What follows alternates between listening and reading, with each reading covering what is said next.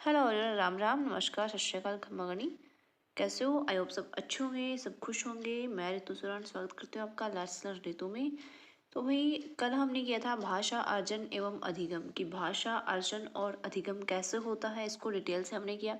कल हमारी फर्स्ट ही क्लास थी, आज की हमारी सेकंड क्लास है। आज की हमारी सेकंड क्लास है। अगर आपने पिछली वाली क्लास नहीं ली है, यानी कि फर्स्ट नहीं ली है, तो पहले वो लीजिए, देन आप सेकंड क्लास लेना।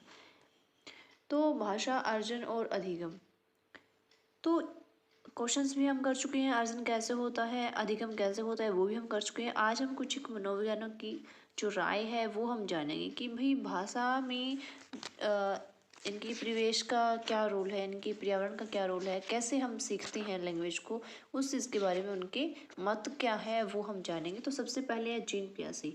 जीन पियाजे अगर साइकोलॉजी की बात करूँ तो आपको 2 नंबर पक्के दिलवाता है।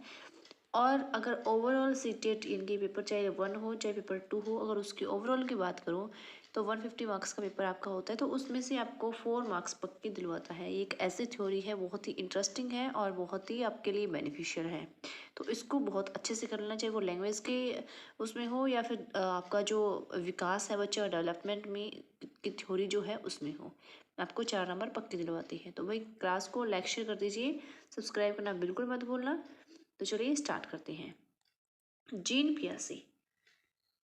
जीन पियाजे इनके अकॉर्डिंग जो है, इनकी जो भाषा है, इनकी जो संज्ञानात्मक विकास है वो भाषा विकास में से इनकी पहले बच्चे का संज्ञानात्मक विकास होता है।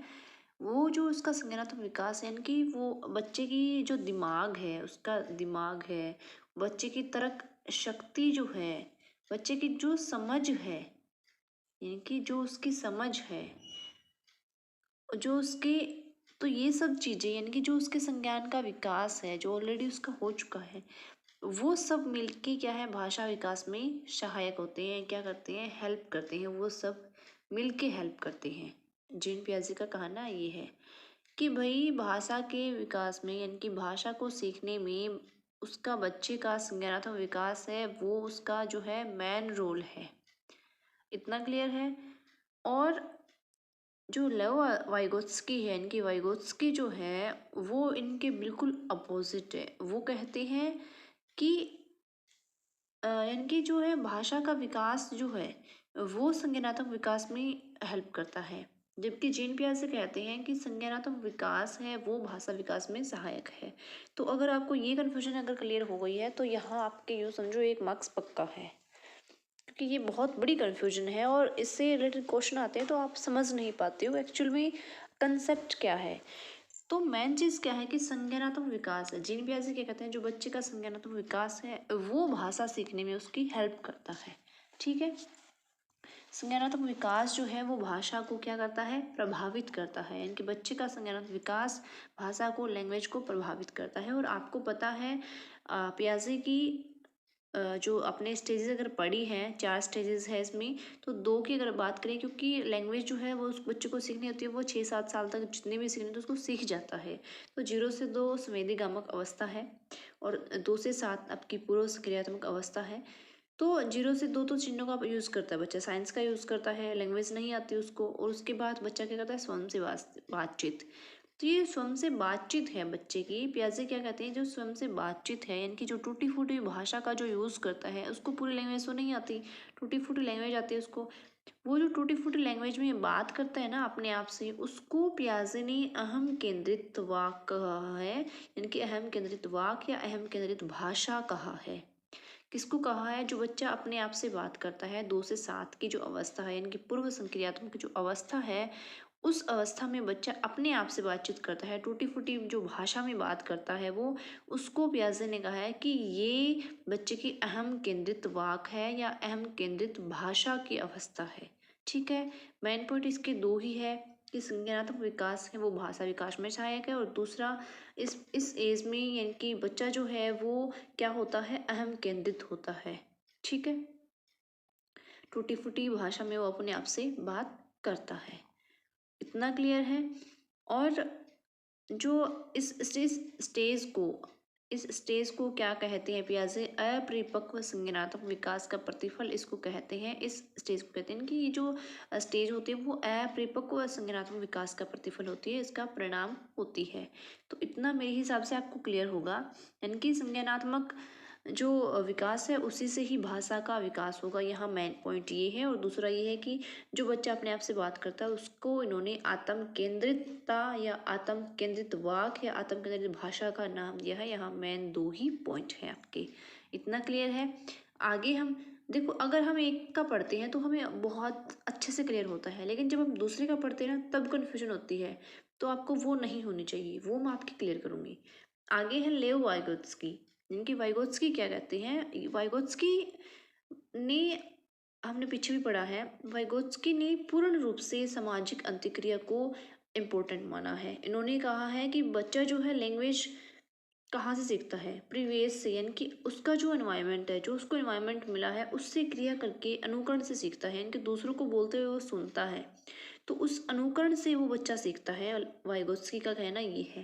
यानी कि जब अगर बच्चे को मान लो एक जन्म होते ही उसको बुक्स में डाल दिया जाए या जंगल में छोड़ दिया जाए, अगर उसको हम बुक्स में डालेंगे, कोई उससे प्रक्रिया नहीं होगी, तो क्या वो लैंग्वेज सीखेगा? क्योंकि उसके दादा परदादा, उनके परिवार वाले चाहे कुछ भी बोले, वो क्या वो सीखेगा? बिल्कुल नहीं सीखेगा। माइंड उसका एकदम सही है, सब कुछ सही है, ओके है, बट फिर भी वो नहीं सीखेगा क्योंकि उसको प्रीवियस नहीं मिला। अगर उसको जंगल में छोड़ दिया जाए तो वो जानवरों की भाषा सीखेगा, यानी जहाँ जिस माहौल में उसको छोड़ा जाएगा वो वैसे ही सीखेगा। तो वाइगोत्स्की का कहना ये है। वाइगोत्स्की के अकॉर्डिंग जो है सामाजिक अंतःक्रिया है वो मोस्ट इम्पोर्टेंट है।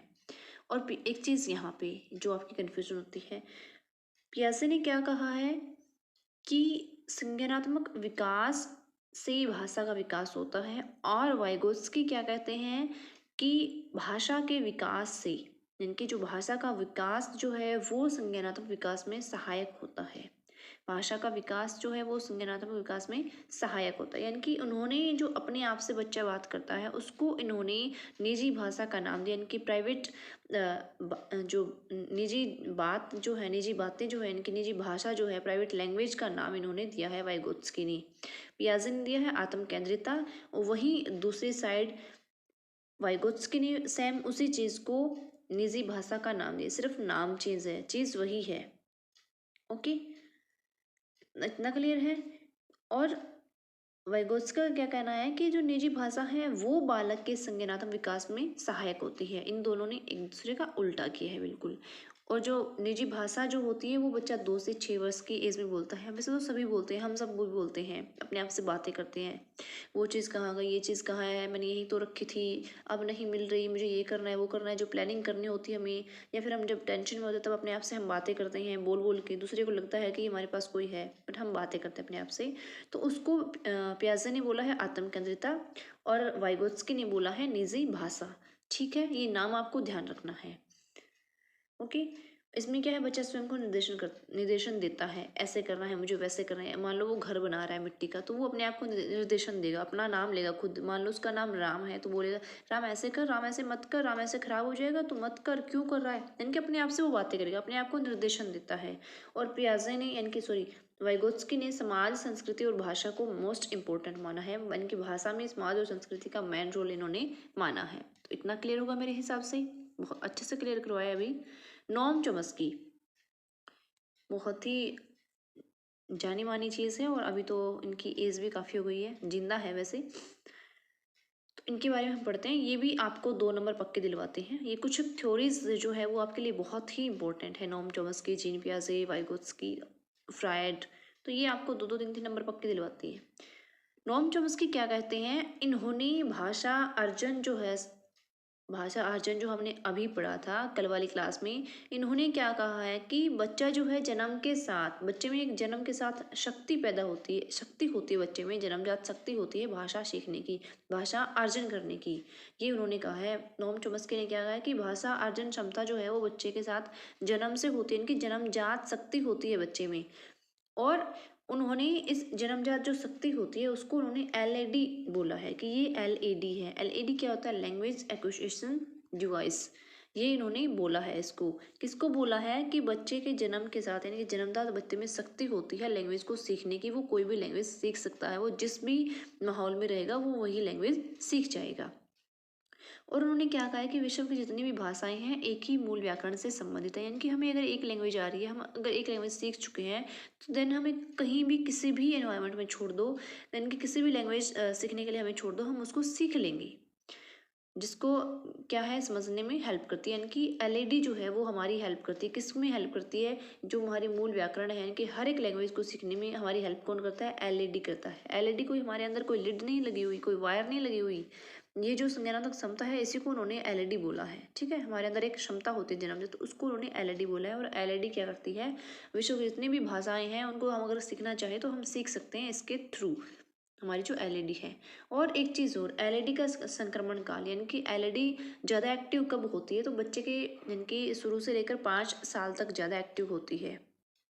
ठीक है, इस जीवन के शुरू के जो 5 साल है उसमें ज़्यादा एक्टिव होती है। क्यों होती है, अगर आप मान के देखो, एक फैमिली है, अगर वो किसी दूसरे देश में जाती है, ऑस्ट्रेलिया में जाती है या कहीं भी जाती है या कनाडा में जाती है, मतलब किसी भी दूसरे देश में जाती है, तो आप ये चीज़ ध्यान रखना, उनके पेरेंट्स इतनी जल्दी नहीं सीख पाएंगे उस लैंग्वेज को, उस एनवायरनमेंट में नहीं ढल पाएंगे जितनी जल्दी वो बच्चा कवर करेगा, जितनी जल्दी वो बच्चा कैच करेगा। क्यों, क्योंकि उसकी शक्ति ज़्यादा है, जो नॉम चॉम्स्की ने बताई है एलईडी, वो उसकी ज़्यादा है, उसकी एक्टिव है। इनकी संक्रमण काल एलईडी का क्या होगा, 5 वर्ष तक होगा। तो इतना क्लियर है मेरे हिसाब से, आपको इतना क्लियर है बहुत अच्छे से। अब मैं क्वेश्चंस करवाती हूँ आपको एक दो, तो उससे अच्छे से क्लियर हो जाएगा। ठीक है, ये क्वेश्चन काफ़ी बार पूछा गया है। जिग्सा पहेली को करते समय 5 वर्ष की नजमा स्वयं से कहती है, नीला टुकड़ा कहाँ है। मैंने बताया था ना, अपने आप से बातें करना। नहीं, यह नहीं, गाढ़े रंग वाला, जिससे यह जूता पूरा बन जाए। यानी कि अपने आप से वो बात कर रही है, वो निर्देशन दे रही है। ठीक है, तो इस प्रकार की वार्ता को वाइगोत्स्की किस तरह संबोधित करते हैं, यहाँ ध्यान रखना वाइगोत्स्की का नाम लिया गया है। ओके, ये बातें दो ने कही है, वाइगोत्स्की ने भी कही है, पियाजे ने भी कही है, बट यहाँ किसका पूछा है, वाइगोत्स्की का। तो वाइगोत्स्की क्या कहती हैं, अभी मैंने आपको बताया था, वाइगोत्स्की कहते हैं कि अपने आप से बातें करना क्या होता है, निजी भाषा होती है या प्राइवेट लैंग्वेज होती है। ठीक है, तो हम क्या बताएंगे, व्यक्तिगत वार्ता, अपने आप से बातें कर रहे हैं, इनकी व्यक्तिगत वार्ता। और अगर यहाँ पियाजे का नाम होता, इसकी जगह अगर नाम पियाजे का होता, तो हम क्या बोलते, आत्म केंद्रित वार्ता। क्योंकि पियाजे ने अपनी टूटी फूटी भाषा जो है, यानी कि बच्चा अपने खुद से टूटी फूटी भाषा में बात करता है, उसको आत्म केंद्रित वार्ता कहा है, आत्म केंद्रित वाक कहा है। जबकि वाइगोत्स्की ने क्या कहा है, व्यक्तिगत वार्ता। ओके, आगे है, वाइगोत्स्की ने भाषा विकास का परिप्रेक्ष्य प्रस्तुत किया है। भाषा विकास का परिप्रेक्ष्य प्रस्तुत किया है कि इन्होंने मेन रोल किसका माना है लैंग्वेज में, व्यवहारवादी बिल्कुल भी नहीं है, समाज सांस्कृतिक, व्यवहार सांस्कृतिक, संज्ञानवादी। संज्ञानवादी कौन है, संज्ञानवादी पियाजे है। व्यवहार सांस्कृतिक नहीं है, क्योंकि उन्होंने बिहेवियर की कोई बात नहीं की, तो बिहेवियर कट हो जाता है हमारा। समाज सांस्कृतिक, समाज और संस्कृति की इन्होंने मेन रोल माना है, परिवेश को सबसे महत्वपूर्ण इन्होंने स्थान दिया है। भाषा सीखने सिखाने में सबसे कम महत्वपूर्ण है, सबसे कम महत्वपूर्ण इसने बोला है कि क्या है, भाषा की पाठ्यपुस्तक नहीं, भाषा का आकलन, भाषा शिक्षण की पद्धति, भाषा का परिवेश। यहाँ भाषा अर्जन नहीं कहा इन्होंने, अगर यहाँ अर्जन लिखा होता और यहाँ अधिक होता कि भाषा अर्जन करने में सबसे अधिक महत्वपूर्ण कौन है, तो हम भाषा का परिवेश लिखते, हमारा आंसर ये होता। इसने कहा है सीखने और सिखाने में सबसे कम महत्वपूर्ण, यानी कि सबसे कम कौन सा है, पाठ्यपुस्तक भी ठीक है, शिक्षण पद्धति भी ठीक है, भाषा का परिवेश भी ठीक है, लेकिन आकलन जो है, इनकी जब हमें बहुत अच्छे से लैंग्वेज आ जाए तब हम आकलन करते हैं, सीखते टाइम हम आकलन नहीं कर सकते। 4th 5th तक का बच्चा है, क्या वो आकलन कर पाएगा, नहीं कर पाएगा, शुद्धियाँ अशुद्धियाँ छांटने में उसको बहुत प्रॉब्लम होगी। ठीक है, तो भाषा का आकलन जो है वो कम महत्वपूर्ण है, तो हमारा राइट आंसर क्या होगा, बी। आगे है, भाषा का अति महत्वपूर्ण प्रकार, यानी कि भाषा का अति इम्पोर्टेंट वर्क जो है वो क्या है, भाषा का, लैंग्वेज का, सुनना, अक्षर ज्ञान, संप्रेषण, लेखन। सुनना बिल्कुल नहीं है, क्योंकि सिर्फ सुनना ही काफ़ी नहीं है।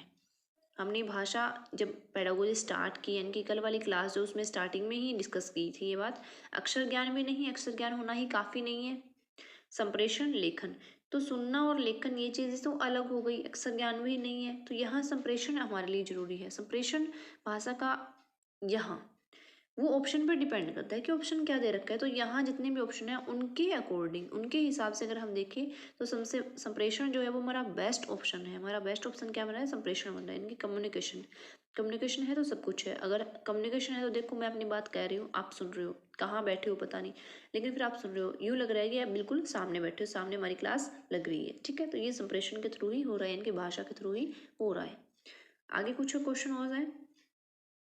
हाँ, चोम्स्की के अनुसार बच्चों के पास भाषा सीखने की क्षमता जन्मजात होती है, अतः हिंदी भाषा की कक्षा में बच्चों को, इनकी ये चोम्स्की की कही हुई लाइन है, सीटेट में आया हुआ क्वेश्चन है, विविध भाषा प्रयोगों से परिचय प्राप्त करने के अवसर दिए जाने चाहिए। इनकी बहुत सारी भाषाएं हैं, उनसे परिचय प्राप्त करने का अवसर बच्चों को दिया जाना चाहिए।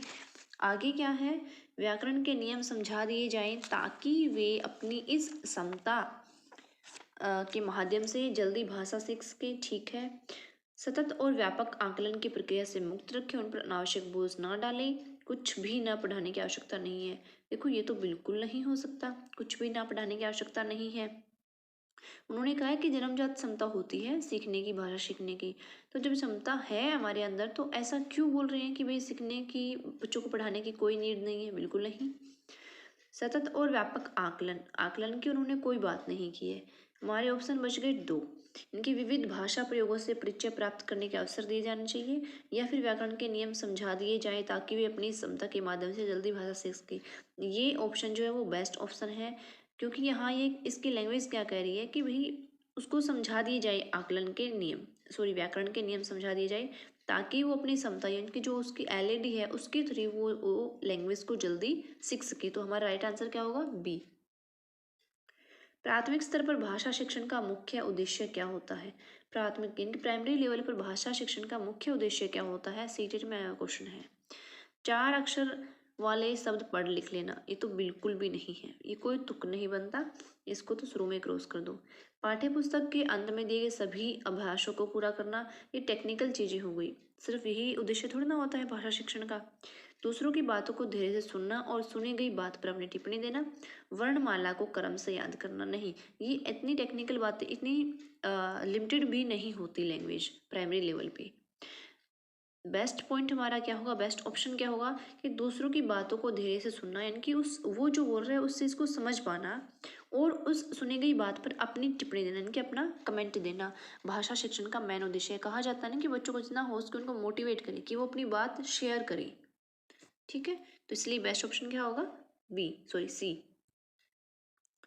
विद्यालय आने से पूर्व बच्चों के पास, विद्यालय से पूर्व बच्चों के पास क्या होता है भाई? 5,000 वाक्य होते हैं। चलो ठीक है, हमें बेस्ट ऑप्शन चूज करना है। दो ऑप्शन ऐसे होते हैं जो हमें बिल्कुल अच्छे लगते हैं कि हाँ भाई ये ठीक एक्यूरेट है, बट उसमें से हमें बेस्ट ऑप्शन देना होता है। अपनी भाषा की जटिल और समृद्ध संरचनाएं होती है,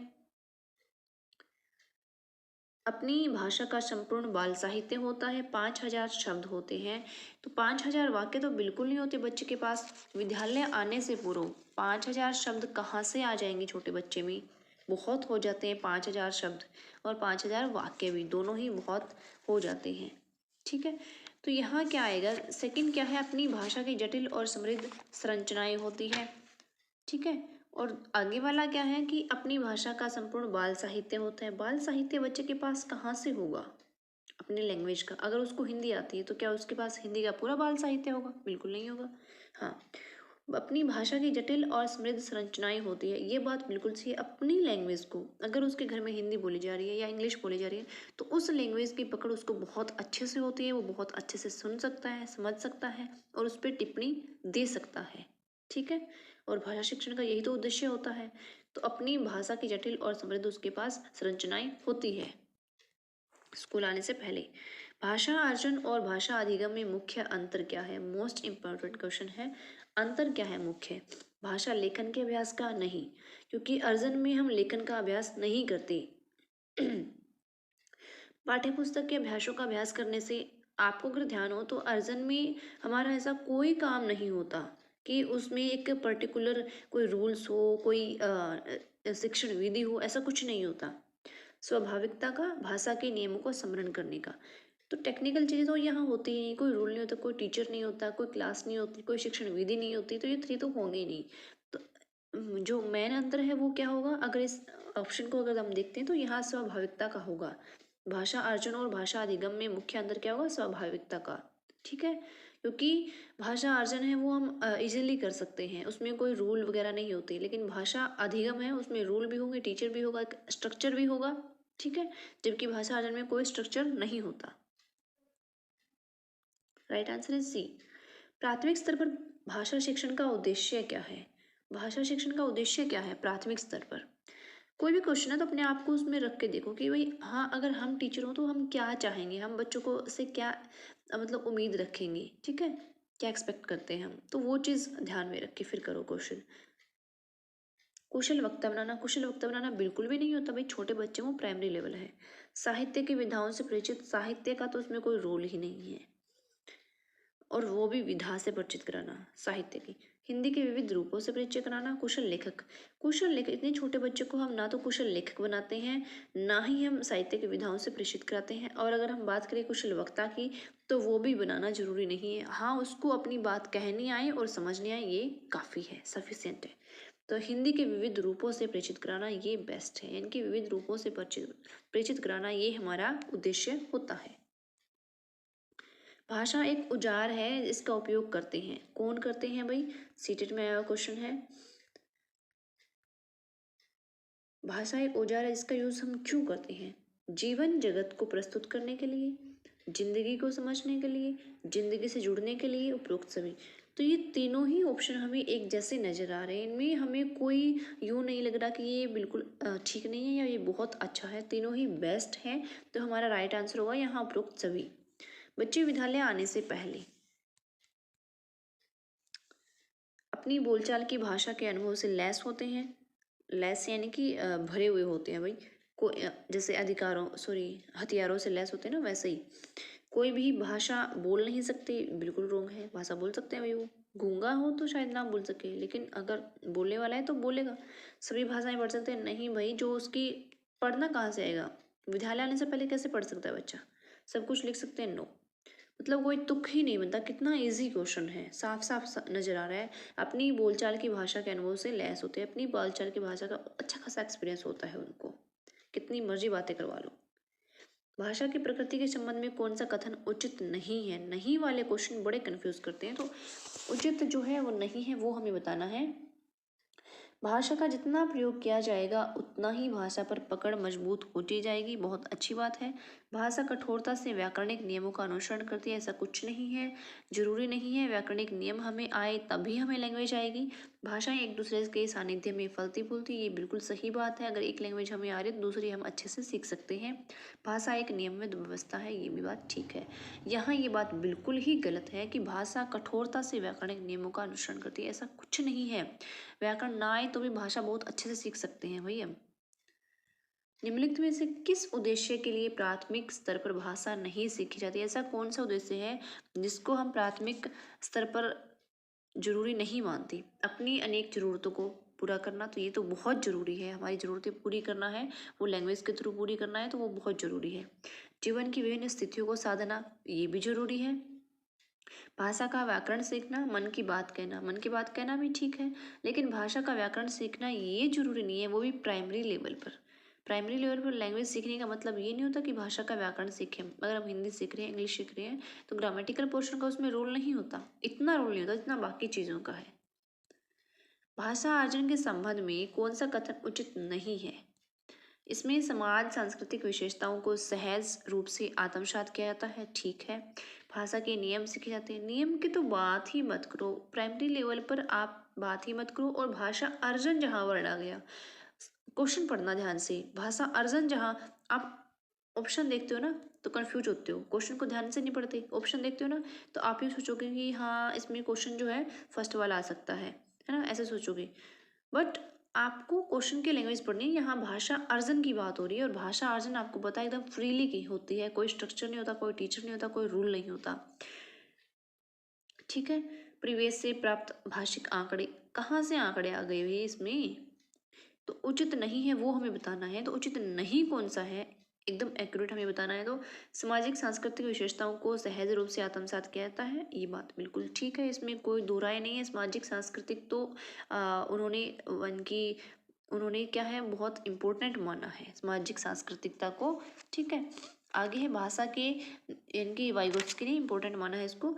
भाषा के नियम सीखे जाते हैं, जरूरी नहीं है भी भाषा के नियम सीखे जाए तभी हमें लैंग्वेज आएगी, ऐसा कुछ नहीं है। और अर्जन में तो नियम सीखे ही नहीं जाते, भाषा अर्जन तो ऑटोमेटिक होती है, उसमें कौन नियम सीखता है। कौन ये कहता है कि भी करता है करते हैं ऐसे बोलना है।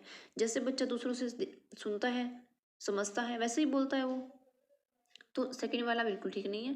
परिवेश से प्राप्त भाषिक आंकड़ों के आधार पर सहज रूप से भाषिक नियम बनाए जाते हैं। हाँ, सहज रूप से वो भाषिक नियम बनाता है। जब वो अपनी मम्मी को सुनता है, मैं ऐसे करती हूँ, मैं ये नहाती हूँ, मैं खाना खाऊंगी, वो ऐसी लैंग्वेज बोलती है। दादी से सुनता है वो ऐसी लैंग्वेज, दादा से वो अलग सुनता है, मैं खाऊंगा नहाऊंगा, मैं बाहर जाऊंगा, पापा से ऐसे सुनता है।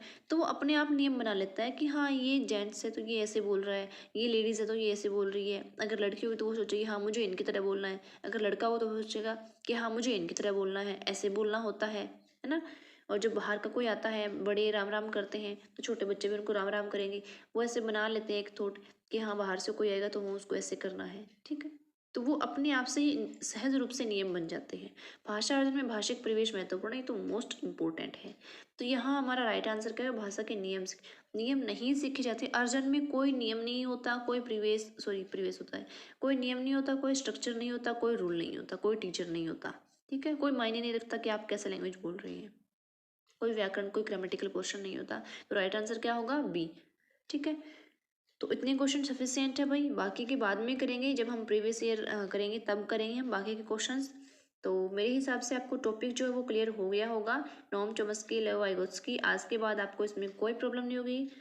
जीन पियाजे का। ओके, तो क्लास को लाइक शेयर करना बिल्कुल मत भूलना भाई, जितना हो सके उतना शेयर करो क्लास को, ताकि मुझे भी मोटिवेशन मिले कि हाँ भाई मेरे पढ़ाने का कुछ तो बेनिफिट है। ठीक है, और बहुत ही अच्छी क्लास जा रही है हमारी, और आप भी फुल सपोर्ट कर रहे हो, और सपोर्ट करो अच्छे से, और जितना हो सके अपने फ्रेंड्स को शेयर करो। तो चैप्टर फर्स्ट जो है हमारा भाषा अर्जन का वो हमारा कंप्लीट हो चुका है। देन हम नेक्स्ट चैप्टर स्टार्ट करेंगे। थैंक यू, फिर मिलते हैं नई क्लास के साथ, नई एनर्जी के साथ।